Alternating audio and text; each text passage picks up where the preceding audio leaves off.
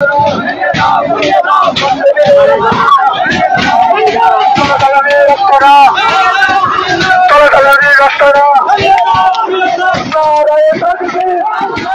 যদি তরিকতপন্থী হন বা পীর আউলিয়াদের ভালোবাসেন, মহব্বত করেন, আর যদি শোনেন যে কোনো পীরের দরবার ভেঙে ফেলা হচ্ছে, কোনো পীরের উরুস শরীফ বন্ধ করে দেওয়া হচ্ছে, পীর তরিকতপন্থী ভাইদের উপর অত্যাচার করা হচ্ছে, পীরের মাজার শরীফ ভেঙে ফেলা হচ্ছে, তাহলে এই খবরটা নিশ্চয় আপনার কাছে ভালো লাগবে না, খারাপ লাগবে।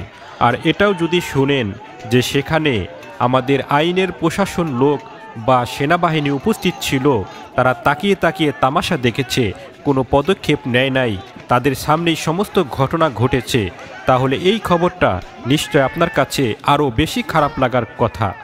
আর ঠিক এরকম একটি ঘটনাই ঘটেছে গত 20/2/2025 নোয়াখালীর সদর উপজেলায় আয়ব আলী দরবেশ রহমাতুল্লাহ সাহেবের মাজার শরীফে। সেখানে মাজার শরীফ 3 দিনের উরুস শরীফ ছিল, সেই উরুস শরীফের প্যান্ডেল ভাঙচুর করে অগ্নি সংযোগ করেছে। এরপর সেখানে আশেপাশে বক্তবৃন্দদের যে ঘর বাড়ি ছিল সেগুলো ভাঙচুর করেছে। এরপরে সেই দরবেশ রহমাতুল্লাহের মাজার শরীফ ভেঙ্গে চুরে আতুর দিয়ে হামার দিয়ে ভেঙ্গে একেবারে গুঁড়িয়ে ফেলেছে। আপনারা দেখতে পাচ্ছেন মাজার শরীফের উপরে জোতা পায়ে স্বয়ং দাঁড়িয়ে এরপরে সেখানে মাজার শরীফ ভেঙে ফেলা হচ্ছে। এটা হচ্ছে আমাদের দেশের একটি চিত্র, আমাদের দেশের একটি দৃশ্য। আমরা মনে হয় জাহিলিয়াতের যুগে বাস করতেছি। এই ঘটনার জন্য আপনি কার কাছে বিচার দিবেন, কোথায় যাবেন, কোথায় মামলা করবেন? যেখানে অস্ত্রধারী অবস্থায় আমাদের দেশের এক সেনাবাহিনীর টিম সেখানে উপস্থিত রয়েছে, তাদের থাকা অবস্থায় সেখানে এই ভাঙচুরগুলো তারা চালিয়েছে, তারা তাকিয়ে তাকিয়ে দেখতেছে, কোনো পদক্ষেপ নেয় না।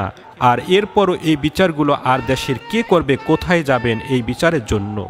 যেই আল্লাহর অলিগণ আমাদের এই দেশে ইসলাম প্রচার প্রসার করেছে, যেই আল্লাহর অলিগণ শান্তির ইসলাম, সত্যর ইসলাম আমাদেরকে দিয়ে গেছেন, যে ইসলামের মধ্যে মারামারি, হানাহানি, রক্তপাত নাই, যে ইসলামের মধ্যে হিন্দু, বৌদ্ধ, খ্রিস্টান সকল ধর্মের মানুষ আমরা একসাথে বসবাস করে আসতেছি এই দেশে, সেমন একটি শান্তির ভূমিতে তারা কারা যারা এই দেশে আল্লাহর ওলিদের মাজার শরীফ ভেঙে ফেলে দিচ্ছে, মানুষের মধ্যে, মুসলিমদের মধ্যে ভেদাভেদ তৈরি করে দিচ্ছে?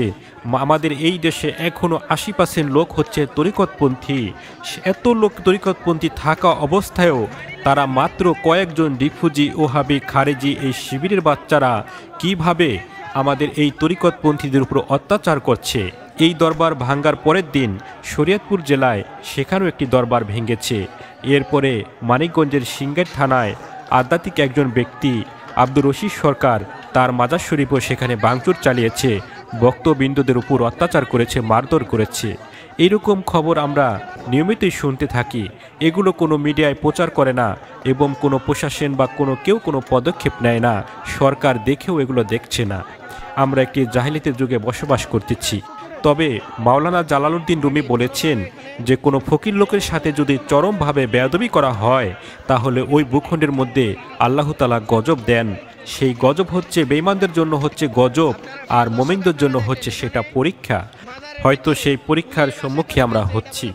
তবে আমি অনুরোধ করব সকল তরিকতপন্থী ভাইদের কাছে, আমাদের এই দেশে যদি নির্বাচন হয় তাহলে আপনার মহামূল্যবান ভোটটি আপনি তাকেই দিবেন যার মাধ্যমে আমাদের তরিকতপন্থীরা একটু শান্তিতে থাকতে পারি, সঠিকভাবে এই তরিকতের কর্মকাণ্ড আমরা করতে পারি।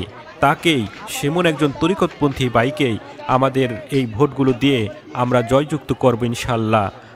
আমরা যদি ঐক্যবদ্ধ হই তাহলে এই সামান্য কয়েকজন রিফিউজি, ওহাবি, খারিজি, জামাত শিবিরের বাচ্চারা দৌড়ানোর পথ খুঁজে পাবে না। তারা মাজার ভাঙবে তো দূরের কথা, এই দেশে থাকাটাই তাদের জন্য রিস্ক হয়ে যাবে। তাই আমরা সকলে যেন আল্লাহর ওলিদের শিক্ষা দেওয়া পথে আমরা থাকতে পারি। মহান আল্লাহ পাক যেন আল্লাহর ওলিদের কদমে নিচে আমাদের রাখেন এবং এই যে তারা যে ঘটনা ঘটাচ্ছে তাদের তীব্র নিন্দা প্রতিবাদ জানাই এবং আল্লাহ তাআলার দরবারে তাদের বিরুদ্ধে মামলা করেন। অবশ্যই আল্লাহ পাক অতি শীঘ্রই তাদের ধ্বংস করে দিবেন। এটাই হচ্ছে একেবারে সত্য কথা। আমার ভুল ত্রুটি আপনারা ক্ষমা করবেন, আর ভিডিওটি বেশি করে শেয়ার করবেন।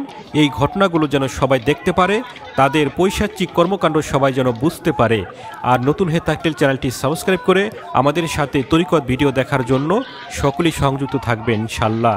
আপনাদের সুস্থ কামনা করে এখানে শেষ করলাম। আসসালামু আলাইকুম ওয়া রাহমাতুল্লাহি ওয়া বারাকাতুহু।